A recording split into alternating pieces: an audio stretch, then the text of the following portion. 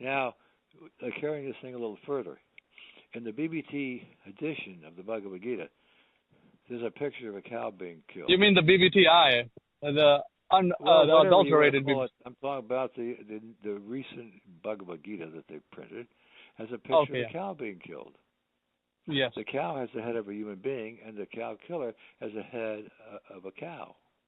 Complete concoction. Not only that, when Ray Rama wanted to have a picture of a cow being murdered in a BTG, Srila Prabhupada said to him, don't you put a picture of a cow being murdered in my BTG? Everything is spoiled. So this book they call Bhagavad Gita is spoiled. It's spoiled. I don't care. Not only that. Those paintings are very dear to Srila Prabhupada. I signed with Srila Prabhupada as the Iskcon representative. I signed with him as the author the Macmillan contract. And in the first paragraph of that contract, Srila Prabhupada says, these paintings belong to me. They're not part of this copyright. They were so dear to Srila Prabhupada. He had supervised a lot of them personally. And there were 48 color illustrations in the original Bhagavad Gita, the one he had published by Macmillan, and they took all of them out except 2 and put a couple of their own in. And the picture that the son Jaya was relating to Dhritarashtra from his heart, they took that out and replaced it with another picture of Sanjaya talking to Dhritarashtra. And instead of a picture in the heart, like Srila Prabhupada says, we all have TV in the heart, he was seeing it in the heart and relating what he saw to Dhritarashtra. Instead of that, they took the picture out of his heart and put it in a bubble above his head like a cartoon. Oh, yeah. Some sort of genie. Yeah, right. So, look, if you get into it, you'll see that the infiltration, and that was back in the 70s, right? So, I mean... 1970. Yes. The movement is like thoroughly, every nook and cranny. And it's beginning to resemble a Kanishta movement. I mean, the Gaudiya Math has their bee bags and their deities and their temples and their books and their japa beads, but their Srila Prabhupada said in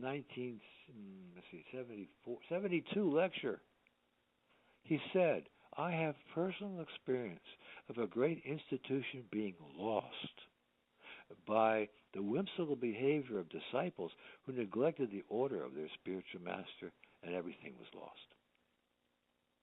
He's talking about the Gaudiya Math in 72.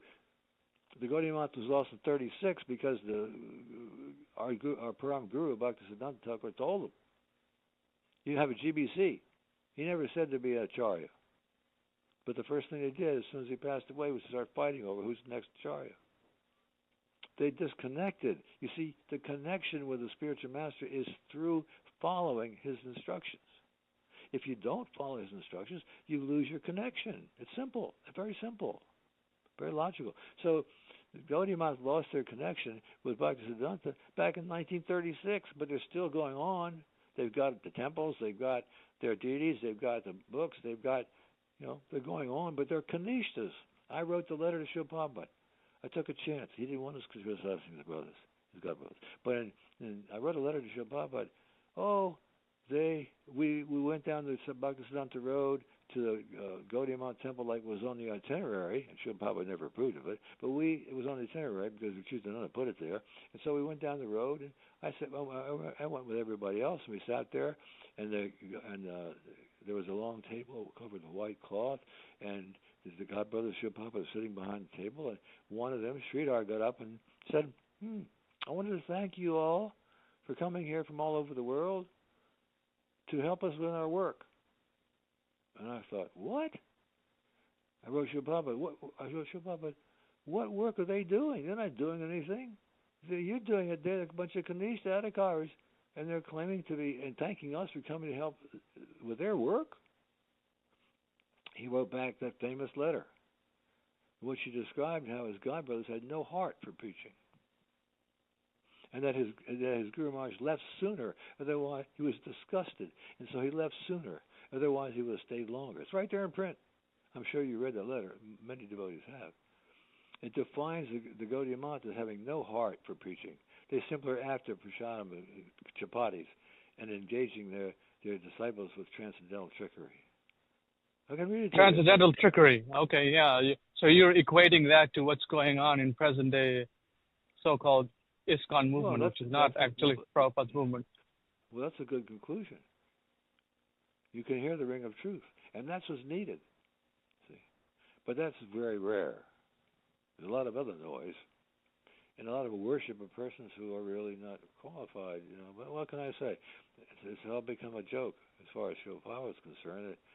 He's not the center. They put all these other people in the center. It all started right after he left. 11 men he appointed jumped on the seat. They had 11 Vyasasans made, all exactly identical, all in a semicircle, put in the back of the room in Mayapur. It was shocking. I saw it. It was shocking. What is he doing? They're jumping on the seat.